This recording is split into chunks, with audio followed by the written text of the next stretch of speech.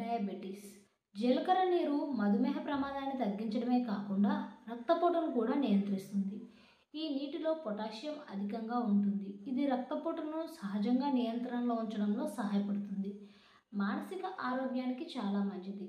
జీలకర్ర నీటిని క్రమం తప్పకుండా తీసుకోవడం మానసిక ఆరోగ్యానికి మేలు చేస్తుంది. ఈ రెండింటిని కలిపి తీసుకోవడం వల్ల జ్ఞాపక శక్తి మెరుగుపడుతుంది. అలాగే రోజంతా చురుకుగా, ఉత్సాహంగా ఉంటారు.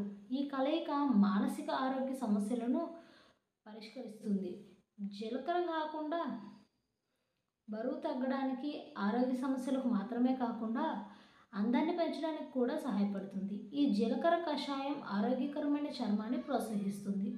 ఎందుకంటే ఇందులో పొటాషియం, కాల్షియం, సెలీనియం, రాగి, మాంగనీస్ పుష్కలంగా ఉంటాయి.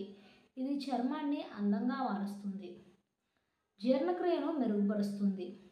జీర్ణ వ్యవస్థను బలోపేతం చేయడానికి మీరు జీలకర్ర నీటిని తీసుకోవచ్చు. ఈ మిశ్రమాన్ని తీసుకోవడం ద్వారా ఈ జీర్ణ వ్యవస్థ ఎల్లప్పుడూ మంచి స్థితిలో ఉంటుంది. కడుపు నొప్పి, ఉబ్బరం, గ్యాస్, అజీర్ణం మొదలైన సమస్యల నుండి మీరు ఉపశమనం పొందగలుగుతారు.